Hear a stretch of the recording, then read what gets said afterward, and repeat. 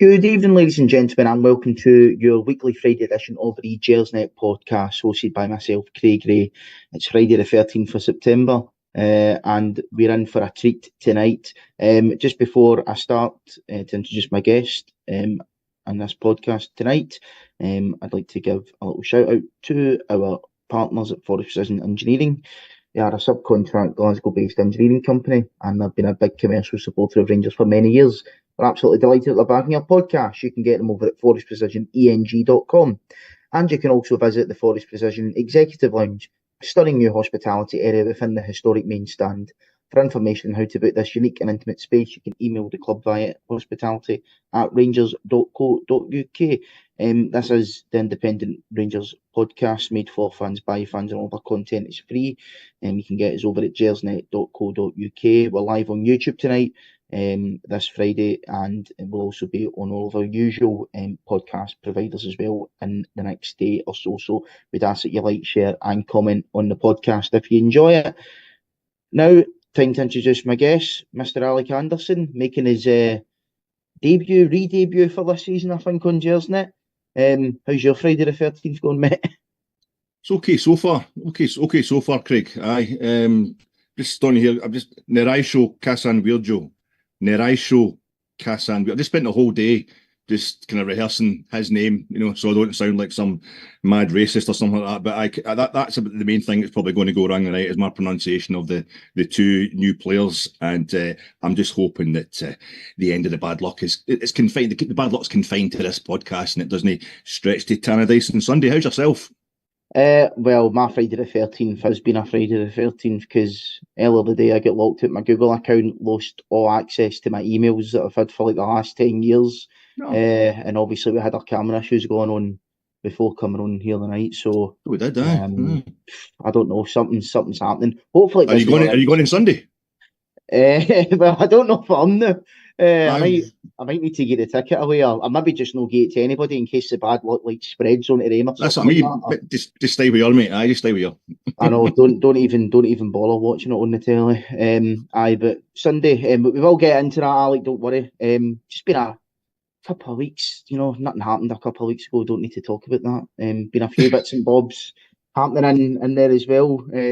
Couple of new signings that we made before something happened a couple of days after that we don't want to talk about, but just wanted to go round with some of the sort of news roundup that's happened over the last sort of week or two, just on and off the pitch. I mean, first things first, and probably the biggest news, I think, is the incoming CEO appointment or lack of. It was rumoured and murmured for weeks that it was going to be Jim Gillespie of St Mirren and of the Kibble charity. Now looks as if that's not going to happen. What's your thoughts on that situation?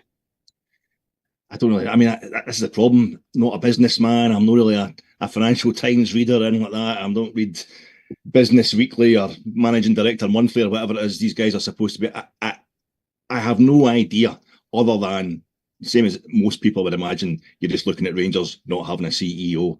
And it's one of the things, you would imagine, even if you've got absolutely no business acumen like myself, you would imagine that an establishment the size of Rangers, having a CEO is probably one of the things you should do. You should have one of them in place. So my hope is that it's a case of making sure we get the right guy for the job. Having a CEO in place is a bit like having your own stadium open for the whole season. It's a kind of prestige thing, even without me knowing exactly what the CEO does or how good the guy's going to be at his job or whatever. It's a kind of prestige, a basic prestige thing, as much as obviously I would be pretty sure it's needed for the proper running of the club to have the club performing at its best. But as we said, maybe our last CEO who went off to Al Quidzin or whatever they were called, he's going to be maybe responsible for the fact that the stadium isn't open this season. So you need to make sure you've got the right guy in place. And I'll certainly be able to forgive the club the same as I can forgive them for not having the Copeland Road stand open this season because of why they were doing that work to it and all that. As long as everyone turns out okay in the end, I can certainly forgive the delay as long as we get the right guy in. Jim Gillespie, I don't think any of us were, let's just say, were maybe a bit surprised, at least, when we heard that we're going for a guy for St Mirren. Was he vice chairman or something at St Mirren? I think so, yeah. You're thinking they are not on our level. Although, all that being said, St Mirren was it qualified for Europe for the first time in 36 years. So, they had a great finish in the league last season. If he's getting responsibility for that, if he could have affected that kind of, scale of change at Rangers, then we'd be, winning into Champions League final next season, that kind of thing. So I don't think that's how it works. And I don't like this chap, Adrian Bevington, who seems to be, the former FA MD, he just looks like a kind of Rotary Club drunk. And the pictures I've seen him, it just seems to be pitching, sitting there going, fucking Rangers, onto Twitter, whatever. I'll take that, I'll just, and his wife, former secretary, is kind of reframing how he puts that, and it's a pitch for the job. That's not really the way I want to get folk either. So we're stuck between a guy who sounds like, he could have been cut out for the job. You've got a former FA, but the way he's pitched for it's not very good. And, this Gillespie chap seems to be doing a great job at St Mirren, but it's not a big enough concern, St Mirren, for the kind of guy we're looking for. So the club are trying to get it right, then that's fine. I'm assuming that's what it is. Did this guy knock us back? Did Gillespie knock us back? I'm assuming we just kind of said to him, no, that's it. You failed your last interview or whatever. But who knows? It's one of the things. I don't mind them taking their time as long as they get it right, mate, and it is a major appointment. Mm-hmm. No, it is. That's the thing. We don't know if he knocked us back or not. That's what's been reported by people that are close with St Mirren. So, we've not heard anything to the contrary from Rangers to say that. So, kind of reminds you of the Derek McInnes situation a few years ago.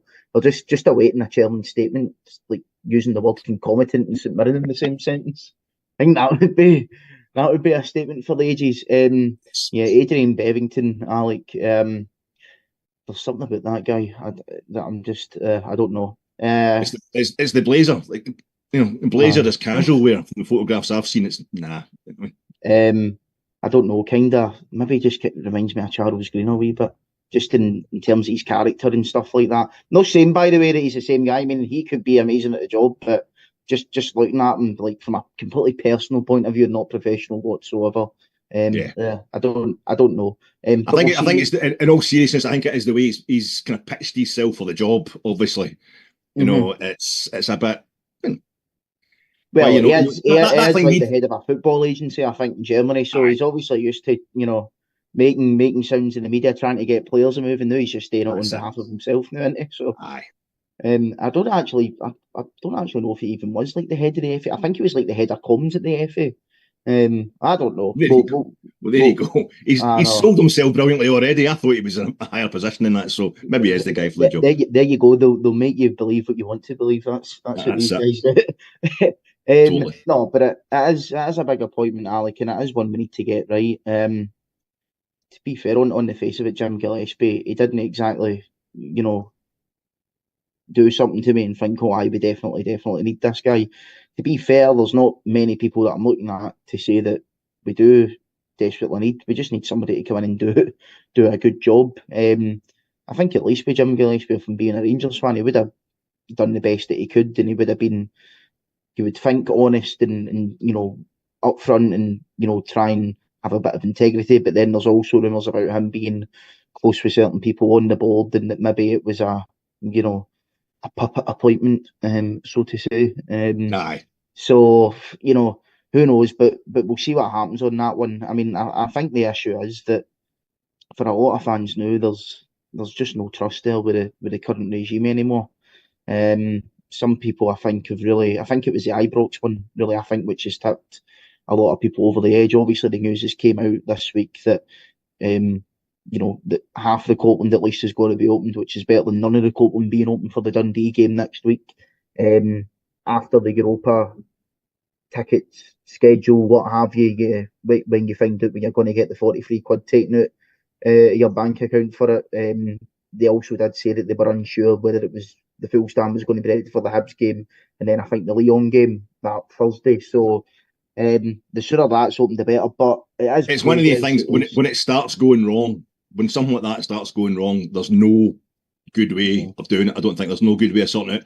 I was like, right, okay, this is a disaster. It's a PR disaster more than anything, and it's logistically for the fans and what have you. It was embarrassing, just embarrassing for the club. But pretty early on, I was like, But apart from anything else, it'd be quite interesting. What's it going to be like going to watch Rangers in the league? You know, like in the top flight, because we've seen them in the third division at Hampden. But it will be quite like to see them in the league, and we're hosting and hosting European games at Hampden. And I was kind of trying to tell myself it could be quite interesting, quite a nice diversion, the run of the mill stuff. And it just felt shite, to be honest. It just felt half-arsed. It felt awful. It felt everything it probably should be. I don't like to get kind of hysterical when anything goes wrong at Rangers, but that was why it's like, this is just get us out of here. And by the time we played Ross County, great way to sign off if it is for Hampden with that 6-0 win. But I was just like, this just isn't right. It was a bit like when we were in the lower leagues. It's a kind of freak show, just let's get us back to Ibrox. And I didn't care. At that point, I was like, no, if it's one stand's got to be shut, whatever, just get us back there. And it's even then, you're still having to go in. If you're on the CCCS, you're basically saying, take my money. Just take my money. And they're telling you, no, you're going to have to go back in and log into the website and you need to make the effort to buy I think that suited a lot of fans. Aye, that's it. A lot of fans. Oh, you know what? You're not taking the money. That's fine, because I don't want to go. And it's really suited them. It's been a nightmare. So I'm glad we're getting back in there. I was hoping it was going to be a kind of welcome home. We'd get a wee bit of atmosphere going, a kind of false bounce, or any kind of bounce from just being back at the home stadium. But I think people just moved on to the lack of CEO, the tanking we took at Parkhead, generally a bit of a downer, but hopefully long term, it's short term, it's going to be okay. I'm not too down in the boards. I just think it's my attitude. I'm just basically it's historically, economically, legacy wise, infrastructure wise. I think it will take us 20 years to recover for 2012, and this is just the details of why it will take that kind of time before we're fully back on top, fully organised. And it's like going to Parkhead and knowing that our team's in a rebuild, and you can say before it, I expect us to get beat, but the reality of seeing us actually get beat is horrendous. And I think it's the same thing happening in a kind of a wider scale with Rangers in general. And this is just one of the wee kind of embarrassing arse-ups along the way. But hopefully we get our wheelchair fans up in there, and it's looking good by all accounts. And that will be, we can move on, get a CEO in after that, and by Christmas we'll be fine. Aye, here's hoping. Oh well, just 8 years to go then, Alec, for your 20-year plan. That's it, mate. That's it. I'm not worried. I'm just only worried that I'll be here. You know what I mean? You know. It's weird, like, obviously going to Hampden, that whole experience is incredibly weird, but it's almost as if, as well, for a lot of people, it's almost like that part of the season doesn't count. It's like, we're at Hampden, you've kind of just resigned yourself to the fact that, like, we're at Hampden, like, do you know what, even if we get beat, you're like, whatever. It was weird. It's almost like it doesn't count. I mean, there's no pre-season friendlies at Ibrox either. Now. Aye, the season starts. That's how I was kind of, maybe when we get along there next Saturday night, that's another thing, doesn't help. We get along there next Saturday night against Dundee, it'll just be like, oh Christ, it's been so long since we've been there. Maybe it'll be lovely, and it'll just be a nice kind of groundswell of optimism for a change, coming from what is essentially a bit of a rick. Aye, well, let's hope they get that situation sorted anyway in a few more. Speaking of positivity, we're going to talk about the manager now, Alec.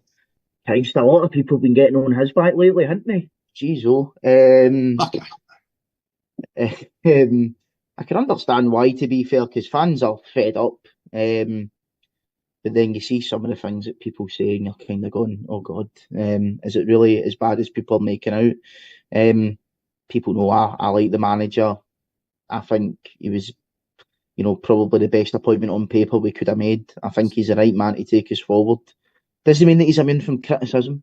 And I do think you're actually getting a lot of people now that are saying, aye, well, we should be able to criticise him and stuff like that. And it's like, yeah, but, and it's, just because I'm criticising and doesn't mean that I'm saying we should be sacking him. And you're kind of like, no, but I know what you're doing here. You're starting to wind it up so that eventually in a few weeks or a few months, when everything really hits the fan, you can go, aye, I told you so. I said this and I said that. It's almost as if people are trying to like condition themselves now into thinking this guy is bad. First, Swift, I wanted to talk about injuries, because this is things that people are just going to use against him. I've said in the notes, has he fixed injury issues that he's promised that he would? on the face of it, you would probably say no, to be quite honest. But there are guys like Tom Lawrence who, to be fair to me, has managed to keep him for the most part fit for a while. But if you look at the guys that are out injured, guys like Yilmaz, Matondo, they're guys that have got long-term injury issues anyway. So I think with some players, they're just like that, and it doesn't matter what manager comes in, and they're just going to be like that. Danilo, I mean, it just seems like accident after accident with him. Clement saying today that, he done something going on a sprint. I mean, there's certain things you're like, what can you do? Do you know what I mean? But the injury situation is never good, Alec. But I mean, where do you sort of put the blame towards? Is it a mixture of everything? Is it the manager? Is it the previous regime? Is it the board? Is it the Cairo Chambers or whatever they're called? I don't know. I think that everything we touch on injuries just turns to crap. The thing with Clement, who I'm like yourself, I've got faith in Clement. Sorry, loyalty. We don't day faith. It's Celtic fans day faith. What are we? I'm giving myself away there. My Catholic upbringing. I think with Clement that he's kind of been ring fenced. I think generally there's a lot of fans who have got a problem with him. There's a lot of fans who've got a problem with everybody when we lose a game like that, and the way we do lose it, and it's totally understandable to a certain extent. But I think, and this is another horrible phrase that we'll remember for like 2011 time with Craig White and all that, but I think he's been ring fenced. I think he's largely been kind of ring fenced from the bulk of the blame. I think the players are getting it. Tavernier's been scapegoated something horrific, and I think the board as well are getting it as well. And these things come out in the wash. We'll find out exactly how much they are to blame and what have you. I think they've done a lot of good as well. But I think with Clement, when it comes to the injuries, he has mentioned it. He diagnosed. He seemed to be, without telling us the diagnosis, he was diagnosing a problem last season in his pressers every time the injury crisis was mentioned, and so he's maybe made a bit of a rod for his end back there. He was kind of making it as if he knows what the problem is. There is a problem. It wasn't just bad luck. And we're thinking, is it the pre-season under Beale or whatever, the way they've been treated?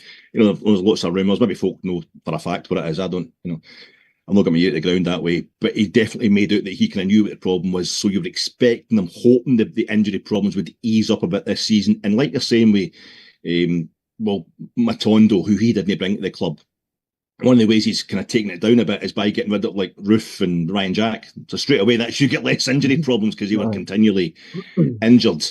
That's one kind of vulgar way of bringing down the injury problem, if you like. But I think it's kind of getting to normal levels for the size of squad we want to have, where you're really looking at having two options in every position. We don't really have that yet in terms of proper options. But the kind of size of squad we should have at Rangers, we're about to be challenging all fronts domestically and no making an arse of ourselves in Europe, and Europe's going to be a long haul. You should kind of have the level of injury. Yilmaz, that's a bad gene. He's still, we're almost in a kind of rota system. Cortez, 4 to 6 weeks. And then as he's coming back, it's almost like halfway through that. Yilmaz goes, he'll be 4 to 6 weeks. They're kind of overlapping each other. So you've got Cortez, seems to be on the cusp of coming back into the team. You've got Yilmaz as, another 2 weeks or so down the line. He's doing better training or whatever it is. You've got Raskan come on at the end against Celtic, so he's taken to the park again. Egaman, who didn't have an injury problem, just seems to have been known anyway up to it in terms of the Scottish game. They were getting him brought up to speed. He comes on, with 10 minutes to go against Celtic at Parkhead because the game's gone anyway. Might as well start bleeding these guys in. So it's all kind of staggered. Against Celtic. What a touch! What a first touch! He was a man in the match. Aye, unbelievable. Just sitting there going, oh Christ, that was good. Dispossesses a guy, beats another guy, brilliant ball in. I thought this will do fine. But that's the kind of thing we're talking about. You're getting it kind of staggered, and there's different guys at different stages of recovering from injury, and it doesn't seem that there's too many just now. The Cortez one, I'm getting a bit worried about him because of the way he got injured. That watching it at Tynecastle, it was a bit like the first time Danilo got injured. He seems to have gone down in the first half and then come out again for the second half, and then something innocuous has put him out for ages. So not as long as Danilo, but I think Ronnie Espelin was asking the question today. He was quickly, and Ronnie's just giving it Danilo, he must be thinking he's a bit unlucky, you know what I mean? And the manager knew straight away what Ronnie was meaning, and he's just totally, it is unlucky, it is unlucky. It's going to be fine. It's going to be fine. He's no cursed. He's no jinxed with injury. So we're really uptight about it. We're really sensitive to injuries as a support because of what we've been through in recent years. I still think it was injuries that cost us the title last season. It was like the way, the attitudes and all that kind of stuff. People want to blame. People just want to blame, and I understand why you're frustrated. But I think it was definitely injuries caught up as towards the tail end of last season, and that ends up costing us the title. And so we're quite right to be sensitive towards it. But I think it's getting back to kind of normal levels. But it is still just early doors, and time will tell. And I just don't think we've got the level of squad, obviously, that Celtic have got, because they've been uninterrupted, for decades in terms of they just keep restocking, topping stuff up, whereas we're on a maybe third rebuild since 2012, fourth rebuild. So it's obviously going to be injuries will hit us harder, and the people we have to come in and take over. If we just don't have the depth of squad, is what I'm trying to say. So we're quite right to be sensitive to it. But it's going to be an interesting thing to keep an eye on as the season progresses. But I don't think we're at a point yet where we can say whether or not he's solved the injury problem. No, I know you mean. See, in terms of that, I think it's patently obvious to anybody with a brain cell that Celtic have got a better squad than us at the moment. But so then, how do you kind of manage that with the expectations of a Rangers fan? Because let's be honest, right? Most of us going into a couple of Sundays ago were thinking we're going to get a tanking here. I think most of us were probably thinking that anyway. So then, can you actually, after getting that tanking that you thought you were going to get, then be raging about like that? Oh, we should have been doing this and the next one. You're kind of like, we did say that this was going to happen. So I don't know where you get the balance. Do you know what I mean? You don't want to get kind of snobby about it and start, because we're raging at the time. You don't want to be too down in folk. I think it'd be a bad thing if we weren't raging as a sport. This is why I think the manager's great. This is why I think the manager is really good. The way he handled that press conference today, when he was asked about the Tav thing and about the reaction, because he was getting it as well as he was coming out to the wee kind of school car park thing across the main stand.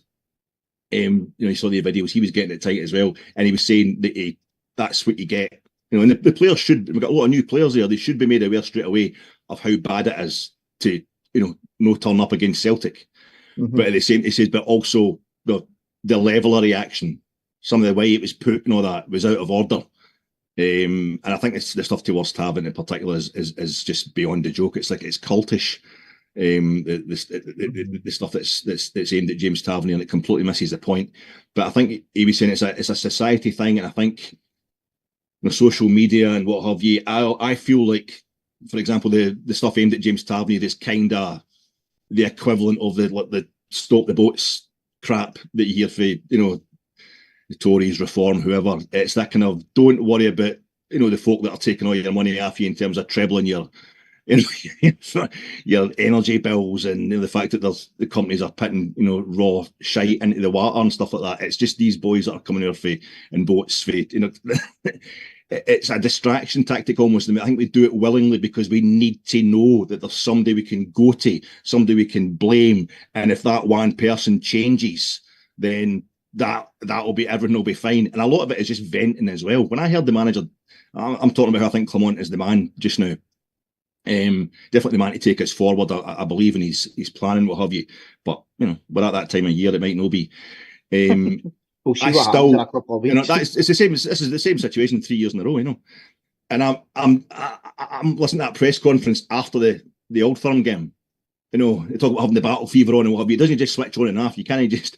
And I was fucking raging at him the way when he was coming out with all this. But we had so many shots on goal and we had as much possession. He'd obviously seen Sky Sports up on the whatever, as he was walking down the tunnel. They've got it a telly somewhere in Parkhead up the Sky. He's seen the same stats that I'd just seen. They put up straight away at the end of these games if you're watching them live on Sky. And he's just recanted. He's recanted it. But I know exactly why he said it. And there is a lot of kind of credibility to the comments about the stats in that game. I know Souness gets shafted for saying the same on the kind of radio Twitter that is TalkSport the next day. But everybody's got to get shafted. Everyone's hysterical. But I'm at that time, I'm like, don't fucking say that. I want Walter Smith coming out and just going, that was shite. Well, we're shite. We got what we deserved. But if anybody else, you've really got to judge it properly. If anybody else certain managers could come out and just say that, we're crap, we got what we deserved. And they'd be like, remember Conor Golson tried to do the same thing as vice captain after League Cup semi-final and get destroyed for giving us that honesty that we claim we want. So the manager, he's got a project. He's trying to keep his team together. He's trying to show us that there's something happening. There's something developing there. So he's got to stop the guys getting too down, the players that he's got, because they're the only players that he's got. And he's got to try and keep the supporters on side to help the players do that. But he's definitely in the middle of a rebuild, and we've got this thing, like I was saying before, about not having a CEO and not having the stadium ready, after doing work to the Copeland Road. We all say it's the reality versus the theory. We all say we knew we were going to get beat to Parkhead. I'm saying I knew it would take us like 20 years to get properly back for what happened in 2012. But the actual details, watching it happening, it's just painful. And you can't help losing the rag, but you just got to be careful you don't take it too far and end up throwing the baby out with the bathwater and setting us back further than we should be set back. Aye. I'll blame the manager about Edmondson House as well. Which I seen. See how it says, he's got that big EH, Edmondson House got that lovely big white EH on the outside that will look really dated in about 5 years' time. That's what I sometimes think. I'm just like, what? Some of the patter that goes on. But listen, maybe guys like me taking it easy on the board, taking it easy on the manager, taking it easy on Tav, or sticking up for them, they give it happy clappers, you're part of the problem. Maybe I am. We'll know. We won't know until, well, I'm going 2032, but so I don't want to be too hard on MD who's losing the rag, but I think, Acosta and Tav and swearing at him and all that just looked like somebody who'd been radicalised by other, Rangers radicals. It's just, it was bad. That sounds like a decent band name, the Rangers Radicals. Take that, that'd be all right, You're giving me ideas here. Yeah.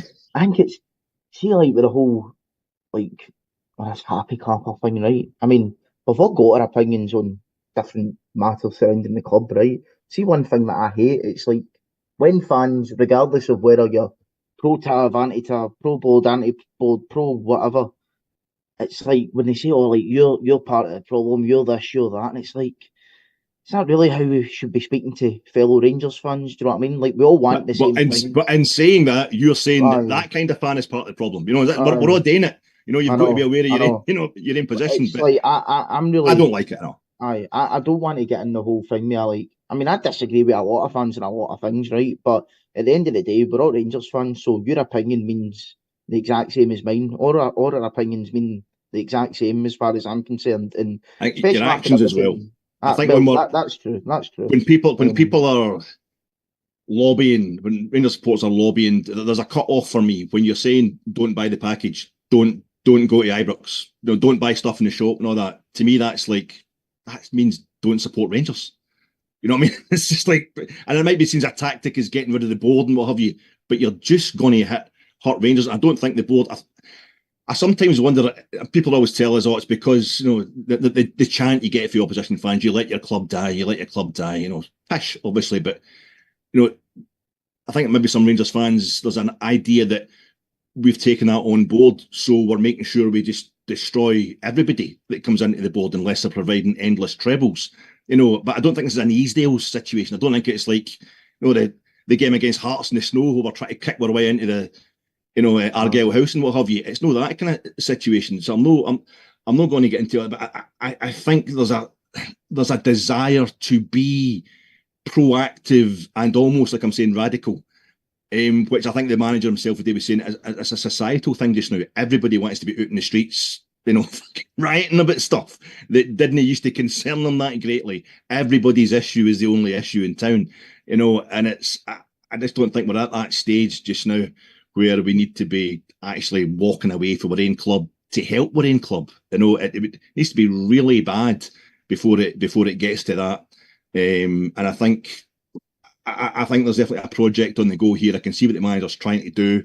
And I think before you get to that level of no support in the club as a Rangers supporter, which should be the worst thing you've ever had to do, you need to give them at least a new year, at least the next couple of times you play Celtic, No, I agree with that in terms of manager, but the whole sort of protest and all that, I mean, that is difficult because I don't really buy the whole, if you're not going to buy tickets or meeting this, that, and the next thing, you're not supporting the club, because I Well, think I don't go to away games. I don't go. So Aye. technically speaking, I just don't have the time or the money to do away games. I just Yeah. do Ibrox, Hampden, or it's just been Hampden, and I watch Aye. the away games in the telly and that. But so I can't, in that sense, I can't tell anybody, that they should be going to every single Rangers game and blah blah blah. But I just think when you start lobbying in this kind of, it gets to a point where it eats itself. It becomes, I'm not getting back until this, that, and well, that, I don't know, were you really that committed in the first place? But listen, life's hard. Folk have got better things to spend their money on, what have you. That I can totally get that.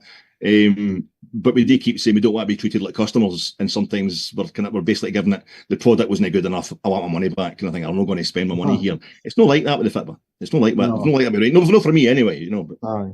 No, it's a lifestyle choice. That's certainly what it is. That's what And it is. I'm proud of it. I'm proud of it, mate. I know. I wish we would take away the VAT for it, but right, that's one thing. But right, I mean, people talk about right, but might need change and stuff like that. And I know you're not at that point yet, but for the fans there that maybe do want change, that only radicalised in the sense that they're no throwing sharps at the stadium. That they've been going to every game for years. What are these fans supposed to do? Like the ones that only wanting to riot and only wanting to really dig the boot in. I don't really know how these fans can maybe do change, but we can say, we can try and speak to the board, we can try and liaise with them, lobby them to try and do this and do that. But mate, I'm kind of at the point now with these people where they've been there. It'll not happen like that. It'll just, folk will just stop going. Folk will just stop going. The way it's always happened with football. Listen, it is in many ways, it is just the football. I spend too much time thinking about it. That's just something I've always done. And there's Rangers supporters who don't spend this amount of time at the FITBA. Are going on about the FITBA, thinking about the FITBA, blah, blah, blah. It's up to folk what they want to do, but I think that what will basically happen is folk will just stop going. Season tickets will not get renewed next season. People are already, like the turnouts for even the Dynamo Kiev game and that because of the Hampden debacle. The St Johnstone, the League Cup, partly because of the time of the kick-off and all that, but mostly to do with Hampden, a terrible crowd for that as well. That's what happens. Folk do just basically stop going. I think just maybe as a Rangers supporter, I've always said that I think the loneliest place in the world must be when Rangers have a great night, when Rangers have a great result, and you weren't on board. You know what I mean? You weren't. I don't mean it. Some people think that I'm the problem. Maybe there would have been more great nights if I'd been in likes of me or you or whoever, people that are maybe less kind of knee-jerk in my reactions. Just that, we'd have a better board, we'd have better investment, we'd have better players than that. We'd beaten Celtic a couple of times a season minimum if it wasn't for guys like you. Just they see us as taking up the rear end, with all the problems at Rangers. So it's just my personal opinion. I remember just being in the League Cup the League Cup final, we beat St Mirren with 9 men. I just remember being there that day. I remember letting St Mirren fans, I'm driving down Cathcart Road, as I have been in all bloody season, driving down Cathcart Road, and it was Chick Young doing his St Mirren supporter thing on the radio. It was just like Radio Scotland at that point because it's pre-2012, and there's St Mirren fans he was talking about how it's a great day for them just to be there. I'm thinking, we'll never have that. That's one thing I'll never experience. Even when we play Celtic, it's eeksy peeksy. We'll never really be like the historic underdogs playing any other team in Scotland. It's a great thing for St Mirren just now.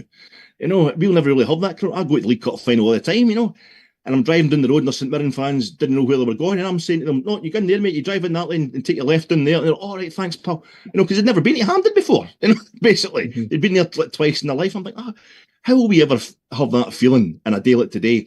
Go down to 9 men and be totally, and just look like it was brilliant. It just turned when we became the underdogs on the park. But there was a guy and his son, boy was probably like early 60s, just hard as nails, obviously had, worked heavy industry probably, let's put it that way. A guy you would mess with. And he was sitting 2 seats along from me. And he came in that day and he's obviously seen the Rangers teams of the 60s and all that. And he just sat and he was just like, fucking shite, Smith. Fucking shit, usual shite. You don't know how to fucking set a team up. Excuse my language, sorry. But he was basically slagging Walter Smith rotten, which I think we all forget about just now when we're slagging James Tavernier and all that, and he's not Everybody's got it. Everybody went through that.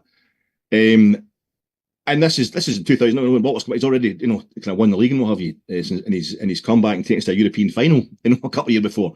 So this guy was just having, and his son was joining in as well. His son's obviously been raised this way. He was mere Mackinac age, and it was getting to the point where I thought, if these guys want us so hard and look like they totally sort me out, I would definitely say something. You know what I mean? Let's just try to get somebody else to say something.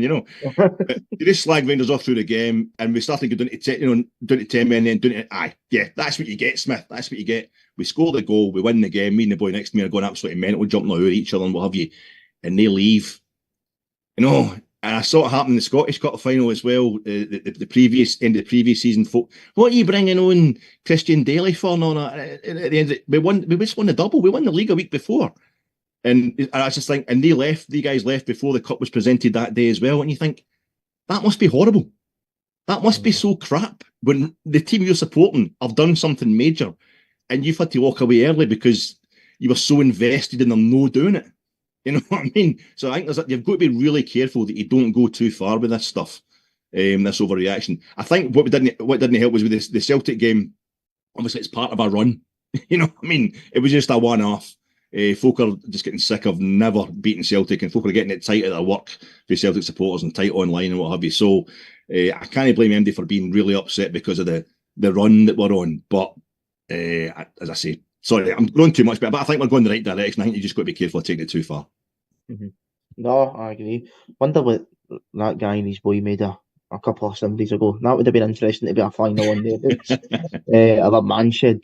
But a few interesting points there. Just another one on the manager before we speak about the game on Sunday, and a lot of people mentioned this. It's this whole style of play argument, which, I mean, I'll be quite upfront and honest. I don't really care about styles of playing football. I just want my team to win the game. Winning is style. Yeah, well, exactly. What style did Walter Smith have? I don't know. People will say, "Oh, anti-football." Well, that's the thing, right? People say that somebody like Smith and McLeod or whatever, it was defensive, and they'll put 10 men behind the ball and stuff like that. I go, right, well, that was against opposition where you probably had to do that against. But I mean, how many times did we play St Mirren, St John, whatever, and we battered them 4, 5, 6, 7-0? Do you know what I mean? But did we put 11 men behind the ball there as well? Jose Mourinho, who is my favourite football manager out with Rangers, kind of summed up when somebody asked him, what's your style? When we have the ball, we attack. When we don't have the ball, we defend. And I just love simplicity in life and in football. Yeah, I mean, look, people are making the argument that, we need to see progress become on in terms of, well, if we can see what he's doing, see what style of play he's got, then we can at least maybe excuse the bad results in a way. And it's weird because, we play against Hearts and it's no great. We play against Kiev and it's rubbish. And it's all, don't know what he's doing. We can't see a style of play. Have a decent performance against Motherwell. First half I thought was really good. Going back to Ross County, played well in the Scottish Cup, the League Cup against St Johnstone. It's always, I can see what he's trying to do and stuff like that. He's trying to invert the fullbacks. He's wanting his wingers to stay wide. He's playing a number 10. This, that, and the next thing. Then we get gubbed again. It's like, I don't know what this guy's trying to do and stuff like that. It seems that people only know his style of play when we're winning, but when we're losing, we don't have one. I think his issue against Celtic, to be fair, is that he probably isn't changing the way that he's playing too much. And I think that has been the issue against Celtic, because I don't think we've got the players to play the system that he wants to play in games against opposition like that. And I also think for certain individual moments, he doesn't know how to deal with it, like the Taven Maeda situation. He doesn't know how best to treat that. So when he's making mistakes like that, it's a concern. But the whole style of play thing just bores me, to be honest. I think I see it though. I think it looks like, I think you're talking about the way we play against Celtic. It's a kind of I think we're into another plan B is do plan A better kind of scenario. Maybe it's baldy managers. I don't know. Maybe it's but that's, I just saw it's a high line and try to do to them what they're going to do to us, before they do it to us. And we had the two chances, both of which were set up by James Tavernier as usual. Matondo and Dessers probably had themselves offside as well, but 2 gilt-edged chances in the first 11 minutes. These Old Firm games, last season, maybe the season back to Beale's time as well, they're won by, moments. Celtic go 2 up. They always go 2 up.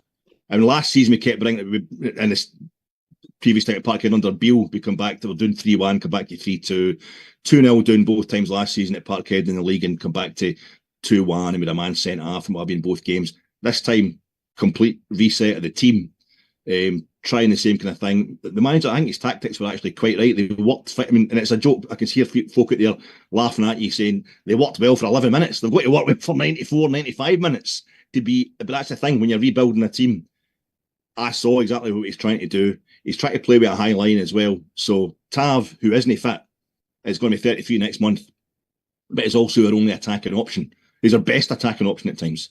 He's got to get up there. He's got to get up there all the time and push forward. They're talking about Tav having bad body language. No fucking wonder when he knows what Maeda is going to date him, But he's taking it in the chin, and he just keeps going forward like the manager obviously wants him to. We don't have an 8. So what we've got is 8s. We don't have a 6 or 10. Hopefully he's arrived now for Albania or from Italy via Switzerland via Albania. Hopefully we'll go to 10 now.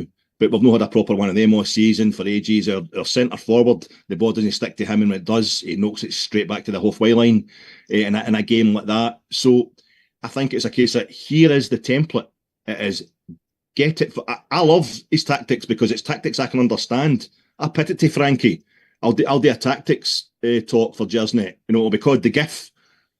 Get it fucking forward. That's it. It's almost like he plays to the tactics that are shouted at him for the main stand by clueless idiots like me. Rangers, we're the ones in blue. You know what I mean? That run thing's the ball. It's like, get it fucking forward. It's what he's said to them after him, because it's just forward, press. And basically Rangers have always played like that anyway. Against most teams in Scotland, against everybody other than Celtic, we're trying to overload all the time. And I think he's just saying we're going to try and do that against Celtic as well. I think his idea is we'll have 20 minutes of that kind of pressure come maybe playing the League Cup semi-final or final. We'll have 30 minutes of that kind of pressure in the new year, and it might be the end of the season before we are beating Celtic. But that's, I think, I see a clear identity, I see a clear style. But you're absolutely right in what you're saying. I think the talk of identity and style is completely bogus in terms of what we ultimately want for Rangers, which is for them to be winning. And any style that wins absolutely does it for me. As long as there's no, kind of foul play. The anti-football thing was Lionel Messi was just using a phrase from Argentinian football, which is the Estudiantes de La Plata team of the 60s that were absolutely horrific. They would have needles stuck in their socks and would jab folk with them and stuff like that. That was out and out cheating. I think we're just any style within the laws of the game, that'll do for me, mate. But I mean, Rangers always win with foul play, but that's the thing. Rangers can never just win a game normally. Something's always happened. Something's always happened. But I just want a team that wins. To be honest, I hate talking about tactics and this, that, and the next thing, because I'm just a normal football fan that grew up playing football in the streets of Glasgow. I don't know anything about tactics. I'm no Pep Guardiola, for God's sake. And that's just football purists in terms of tactics. Nah. No, I think purists are often just tourists. That's like the kind of guy that will go to a beer garden with a Brazil topo and talking about the beautiful game and all that, and they'll not really, they've not got the investment. They don't have that thing that is, as a football fan, you don't care. That night we drew 0-0 with Barcelona, that was one of the greatest nights ever at Ibrox, and it was probably one of the least entertaining games any neutral's ever seen. But that whole European run, we hadn't been in a European final for 36 years. You get there first, then you worry about the style. And I think the criticism of our style were all coming from the outside. Folk just try to find any way to chip away at it. And I loved it, to be quite honest. And it's if you're invested, if you love your team, you want them to do. Defending is 1/3 of the game. Midfield play, forward play. So absolutely zero rank. We having in fact, I love watching. My favourite performances are, do it in penalties after a 0-0 or just a 1-0 in the break after 9 in a row at Parkhead. Our 9 in a row, or the times we went to Parkhead and just Brian Laudrup would put one in and we just seal it up at the back and just take the onslaught in the chin. I love all that kind of stuff. So I don't really care. You find that folk who think, oh, it has to be expansive and it has to be this, that, and the other, they've never really properly supported a team and they've never played for one either. Bring back 4-4-2s. There's a reason. Look, there's a reason it worked for Leicester in 2016. That's all I'm saying.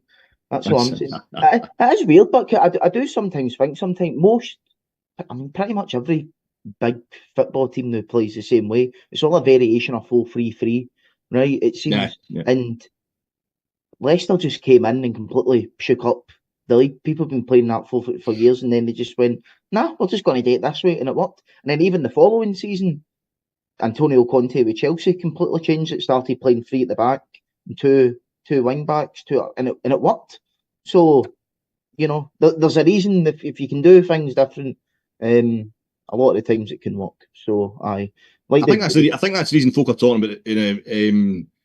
I'm interested in tactics. I just don't have the brains. I don't have the time to get into it. But when people, one of the main criticisms of Tav I hear all the time, and it does put my back up. It's people saying, well, it's first and foremost he's got to defend. He's and it isn't he? There's fullbacks, modern football. It'd be a kind of scaled up version with Trent Alexander-Arnold the other night. Coming back into it for England. And he's, he sets up one goal for Kane. He's got the assist for the second goal. And it's like the commentator straight away. His defending might not be the best, but my God, that's when you're playing for a kind of bigger team or the team in the situation that we're in. The first job of your wing backs these days, I feel, is to get forward and give overloads. You want to be able to defend as well. You need to do the basics, but it's I just feel it's a kind of misunderstanding of the game. So I try to keep up with the trends. But try to keep up with trendy haircuts, mate. I can't always quite make it. Oh well. Speaking of making things, I think I'm going to make the game on Sunday, which we're going to move on to now. Don't know if it's a good thing after some of the stuff that's happened to me on this Friday the 13th, but we'll see what happens. First things first, the team selection. I mean, I did write in here, should Tav start, but I think that's a pretty simple one for you, Alec. We know he should start, in your opinion. To be honest, he's not going to leave, and he is a captain. I understand why people. I don't know. I mean, he might know. I would like him to, obviously, but I don't think it's we need to wait and see. Maybe the manager is planning. Maybe he thinks, maybe he sees Tav's just had enough now. He just had enough. But no, I mean, I would want him to start. And I think if you're going to talk about James Tavernier in terms of get him out of our club, he's a loser, blah blah blah. All the stuff we've been hearing this week, you should have the decency then to go back and watch the game back for Parkhead. And this idea that he's our worst player in the park, I did it, just because it was getting to me, and I thought, I'm going to the pod, I better make sure I know what I'm talking about. And I don't know what I'm talking about, but no, I double checked anyway. Maybe it's just confirmation that there is confirmation bias at play in everybody's view of Tav. But to me, he was far from our worst problem. He was definitely our best attacking option. That day, we had about 4 shots on goal. Tav's at the heart of all of them. He's either setting them up or he's having the best shot. The only shot we had on goal all game of any kind of note was Tav having a wee volley at the end. I think probably 3-0 down at the time. That's the one time Schmeichel really had to work for it. There's another time it was Ross McCausland had a chance. That all came for a killer ball for Tav causing havoc in the Celtic. Too late. Or 3-0 down at the time. They're already checked out. But anything good we did going forward, Tavernier was at the heart of it. He's clearly unfit. Nobody seems to be asking, well, let's wait and see if he gets his match fitness back. There's so many folks so heavily invested as Rangers supporters, and Tav just being the root of all evil that they don't care. They want him not to get fitter. They don't want him getting any pace back. They want him just to be kind of hounded out of the place. But I think hopefully he's get his fitness back. But the only thing is if the manager maybe decided there's just too much hassle round about him, there's too much kind of bad feeling around about Tav, but it wouldn't be because objectively of how Tav's playing. Bad for that first goal we lost at Parkhead. But he was least culpable in terms of everybody who was culpable for that first goal at Parkhead. There's a veritable car crash going on in front of him for that one. But he's definitely, he's the captain. He's to play, and this idea that because he's captain, he's worse. It makes it worse when it's him. as I say, you need to watch that game back and just see how often he gets forward. Maeda gets in behind him a couple of times, but the only time it is one goal. It's the first goal, and that's a killer and what have you. But I think there was other players, if you're going to start dishing out blame, who were far more blameworthy than Tav. And I think the way he gets forward constantly, particularly he's been told to by the manager, he knows they're going to get in behind him every time he goes forward because of the pace to get back.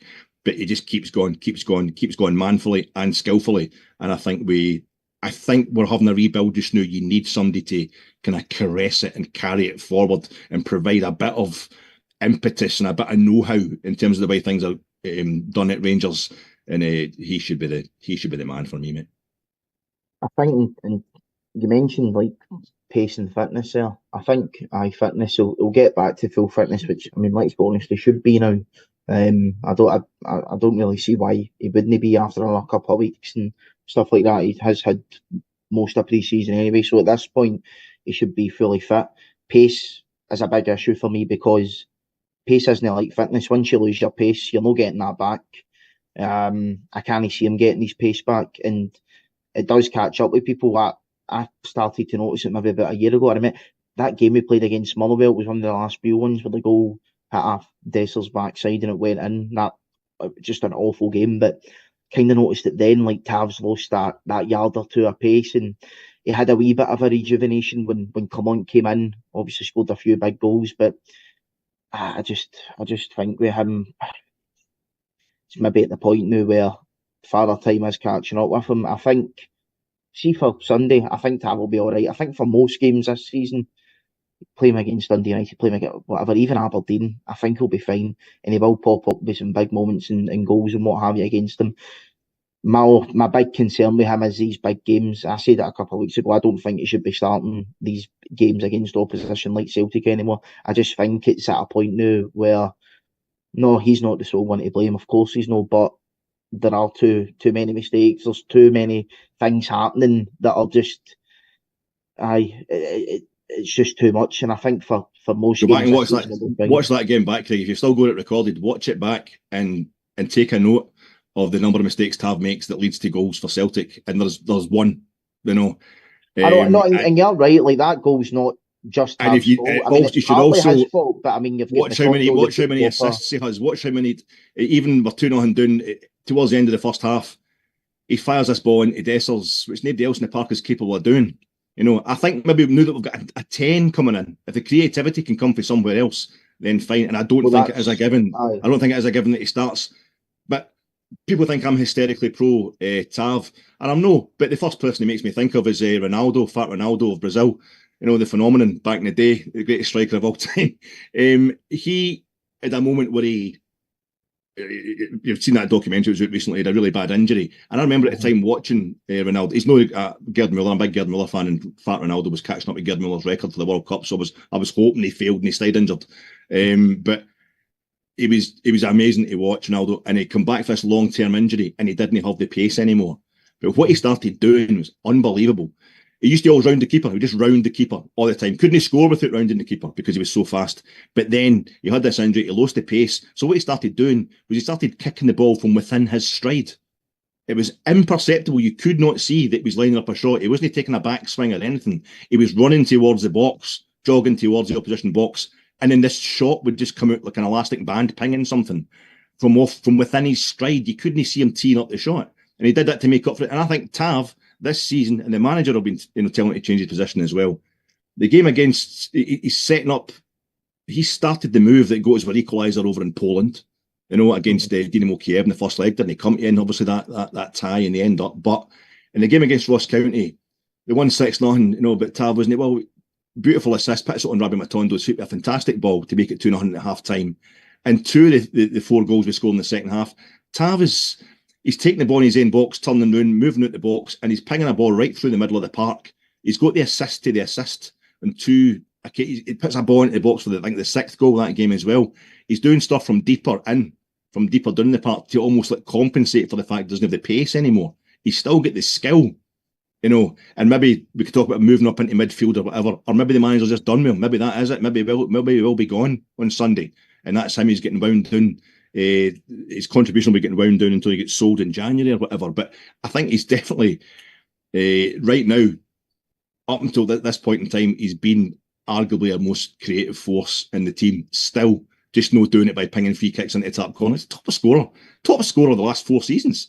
Whether it be joint for the whole season, all competitions, or joint top for the league or whatever, but he's got a top scorer claim for the last 4 seasons, and people are saying, I'm sick of hearing about that. Well, it's like saying you're sick of hearing Rangers scoring. I don't get it.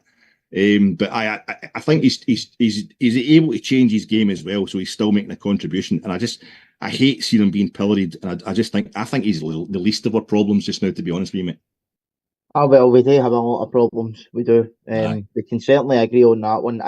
I just think for games again, I think we're going to need to start changing things up in some way. And I just think against Celtic, maybe there's just too many skills in the games for him. And I'm not pinning the whole result on him last Sunday, but it seems to be the same. It seems to be the same player. It seems to be the same player that he lets. I'm not saying that he let him score, but we can say, oh, he only let him in. Why do 4 different managers keep playing him then? This is what I mean. This is what I mean about mass hysteria. But why would they not replay? Why would they not get MD else in? If he's as bad as everybody's making out, why are they not putting MD else in there? We've got no money, Alec, remember, but that's what everybody's told us for years. So we can't replace a 20-goal season right back.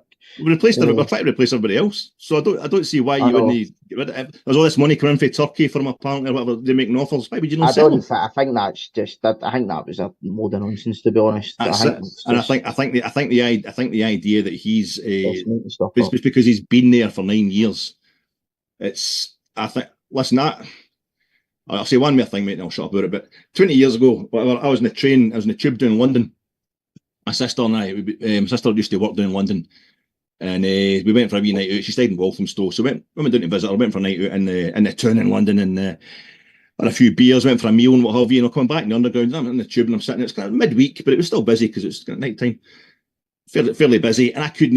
There was just one seat right at the end of the one that you're supposed to give for the old folk. So my sister sits in that. And I stand next to the kind of doorwell. It's like in the underground. It's a bit busy. And next thing, this foul smell, this total odour, comes out from our general area where I'm kind of standing, and it's just foul. It's just that somebody's dropped one. It's a honking fart, and everybody turns round. Everybody just turns because it's so foul and it goes right through. You can open the windows, but it's still in a big concrete tube. So everybody's just what the fuck. And they just look at me and they say, I was built the same way then. No, 22 stone, morbidly obese, clearly, and folk are like, fucking disgusting bastard. He dropped that. And I'm like, it wasn't me. I mean, I can fart like a symphony if you want me to, but it wasn't me. Do you know what I mean? Actually, and then, so everybody eventually, the smell starts kind of dissipate and folk turn away. And then I looked down at my sister, who's, built like that. She's at the gym every day and I got her fancy London clothes on and that thing. And she's like, sorry about that.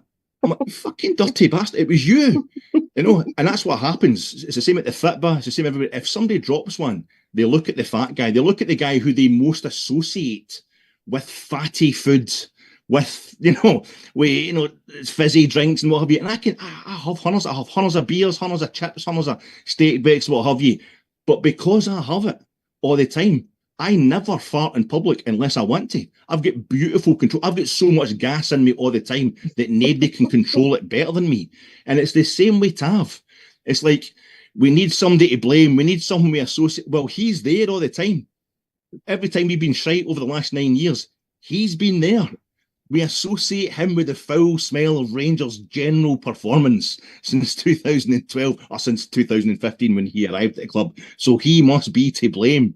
He knows better than MD what it's like at Rangers, what the stick the players are going to get. He's responsible for all our greatest moments since he's been here in 2015. The stuff he's done as a player is just, he scored the winner in the fucking cup final. He scored the only goal in the cup final, the last trophy we won last season.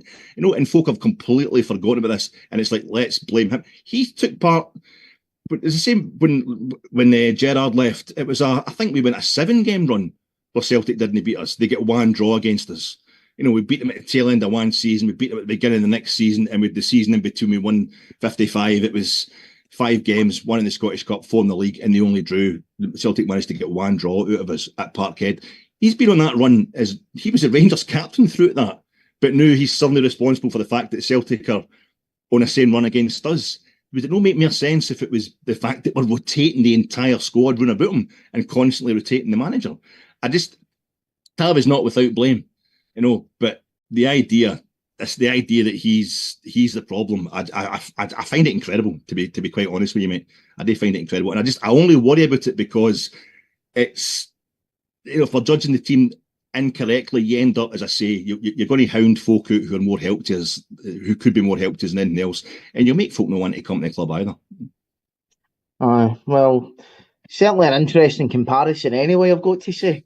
I can let one off either if you want. I can, it's just it's no problem. Right. I mean, but we're not in person. We're on a Zoom call, so I'll know be able the sound as well, isn't it? It's not the sound that I'm bothered about, to be honest. The sound's fine. It's more the after effects, but I'm not there, so you can do whatever you want. It's not going to. It's only going to affect you and the people around you.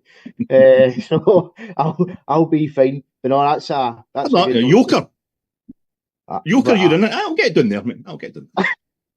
Well, thankfully I invested in triple glazing and no double glazing, so aye. Hopefully I'll be safe, and hopefully we can get a good result on Sunday. We'll wrap up there, folks.